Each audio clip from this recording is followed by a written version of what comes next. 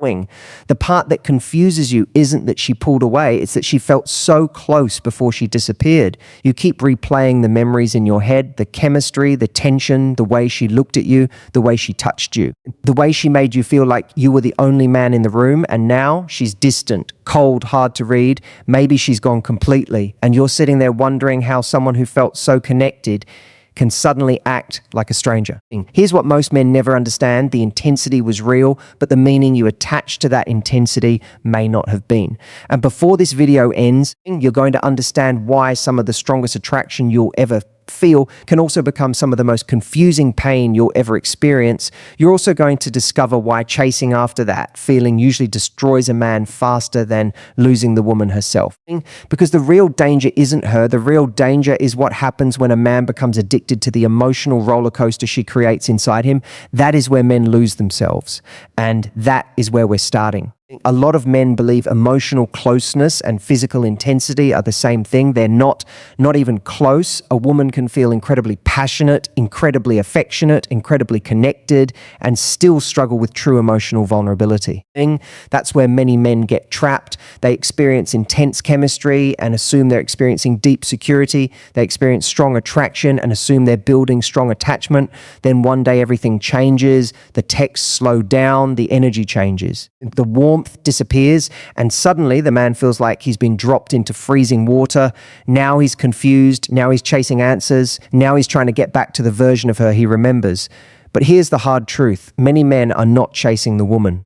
They're chasing the feeling. Think about that carefully, because that distinction changes everything. A man sits alone at midnight. He opens his phone. He stares at her name. He wants to text, not because he has something important to say, because he wants relief. He wants certainty. He wants connection. He wants the anxiety to stop. For a moment, he convinces himself the message is about love, but often it's about discomfort. He cannot tolerate the distance, so he reaches.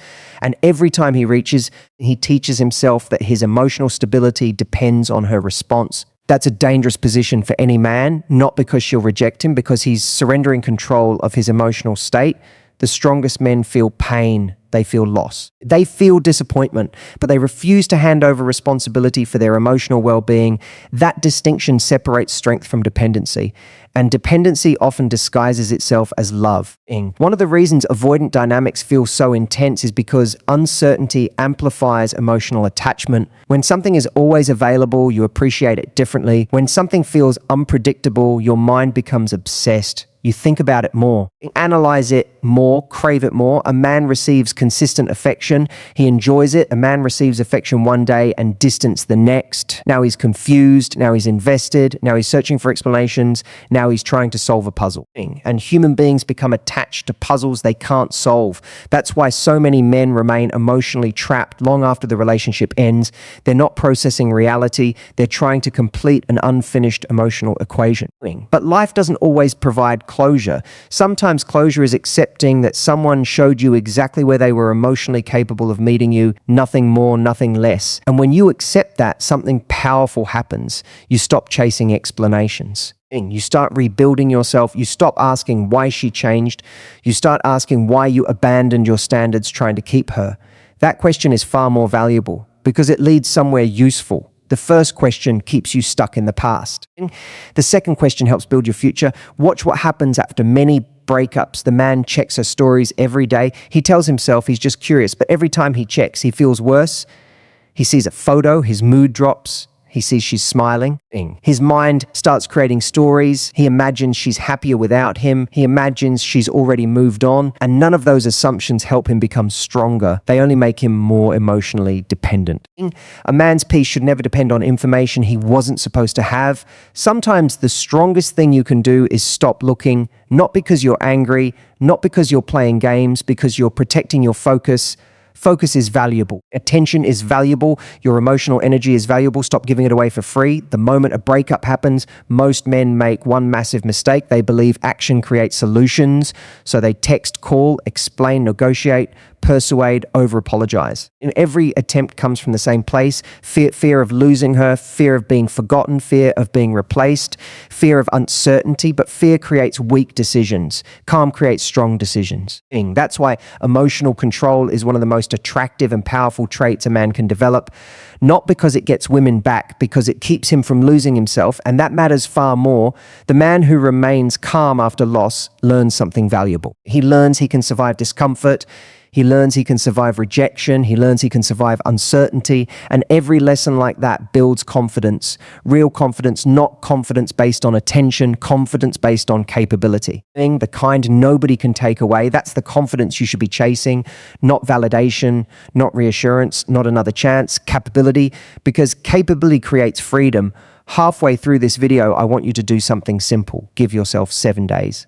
7 days with no chasing, no messages, no story checking, no asking mutual friends about her, no posting for her attention, no emotional decisions after dark. Instead, put that energy into training your body, improving your work, increasing your income, improving your sleep, strengthening your discipline, deepening your faith, building your future. 7 days, that's all.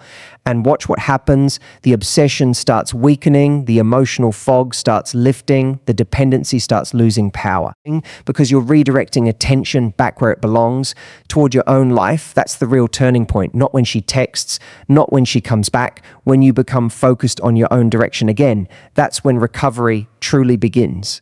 And here's something many men eventually discover. The version of themselves that existed before the breakup wasn't nearly as strong as the version that emerged afterward. The pain forced growth, the disappointment forced maturity, the loss forced self-examination. And those things create transformation. If she reaches out later, stay calm. Don't treat it like destiny. Don't treat it like victory. Treat it like communication, nothing more, nothing less. A strong man doesn't panic when she disappears. And he doesn't panic when she returns, because his emotional stability is no longer tied to her presence. It's tied to his own standards. That's freedom, that's self-respect, that's maturity.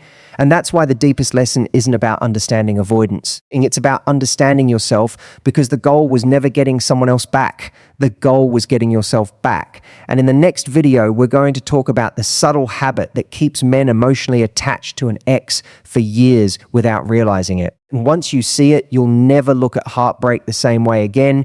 You meet a woman who seems incredibly passionate. The chemistry is strong. The conversations feel effortless. The attraction feels natural. Sometimes the connection becomes physical very quickly. And sometimes it builds slowly and then explodes all at once. Either way, you find yourself thinking the same thing. This feels different. And that's where the emotional investment begins. Not because you're weak, not because you're naive. Because intensity feels meaningful. Human beings naturally assume strong feelings mean strong commitment, but those are not the same thing. A man can spend months trying to understand what happened because he keeps confusing intensity with consistency. Intensity creates memories, consistency creates trust, intensity creates excitement, consistency creates security, intensity creates emotional highs, consistency creates emotional stability. And many men discover this lesson only after they're already emotionally attached. Here's a question most men never ask themselves: why was the connection affecting me so deeply? Notice I didn't ask why she pulled away. I asked why the experience had such power over you.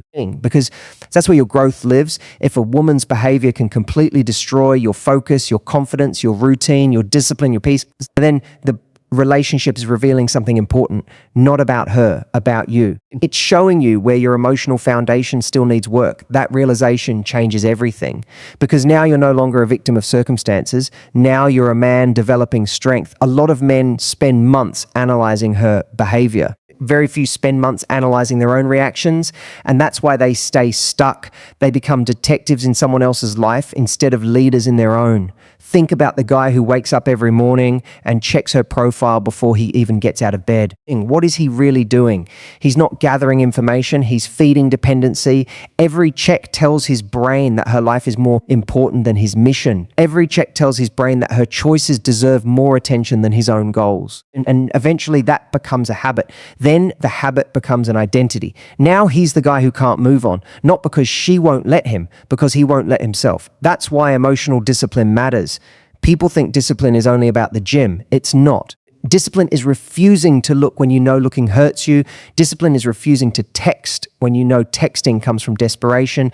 Discipline is refusing to chase certainty when uncertainty is part of life. That kind of discipline changes men, because it develops emotional strength, and emotional strength becomes visible in everything: the way you speak, the way you walk, the way you make decisions, the way you handle pressure, the way you handle loss. Women notice it, men respect it. Most importantly, you respect yourself, and self-respect is the foundation of everything. Without self-respect, every relationship becomes dangerous because you'll tolerate things you shouldn't tolerate, you'll ignore red flags, you'll abandon boundaries. You'll accept crumbs while hoping for a feast, you'll keep giving chances while receiving confusion, and you'll call it love. But love without self-respect eventually becomes self-sacrifice. That's not healthy. A strong relationship requires two complete people, not one complete person and one person desperately trying to earn approval. That's why breakups reveal so much. They expose where you're strongest and where you're weakest.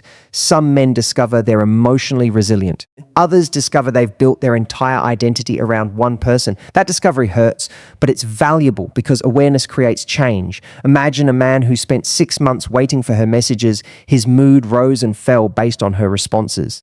One text made him feel amazing. One ignored message ruined his entire day. Now imagine that same man 6 months later. He's training consistently. His finances have improved. He's sleeping better. He's more focused. He's building goals. He's reconnecting with purpose. His confidence no longer depends on someone else's attention. Which version of that man has more power? The answer is obvious, and that's the point. Power isn't controlling someone else. Power is controlling yourself. The strongest men in the world are not the ones who control other people. They're the ones who control their own reactions. Anyone can stay calm when everything goes their way. The real test comes when life disappoints you. The real test comes when someone leaves. The real test comes when your expectations collapse. What do you do then? Do you panic? Do you beg? Do you negotiate, or do you remain grounded? That moment reveals character.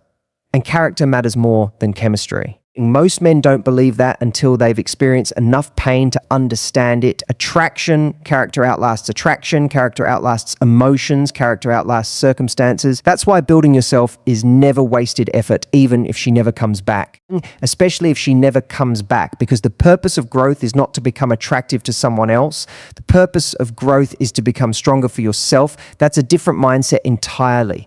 And it creates different results. One mindset says, how do I get her back? The other mindset says, how do I become the man I respect? The first question creates dependency. The second question creates freedom. And freedom changes everything, because once a man respects himself, he stops chasing people who don't choose him. He stops forcing connections. He stops arguing with reality. He stops trying to convince people of his value. He simply lives it.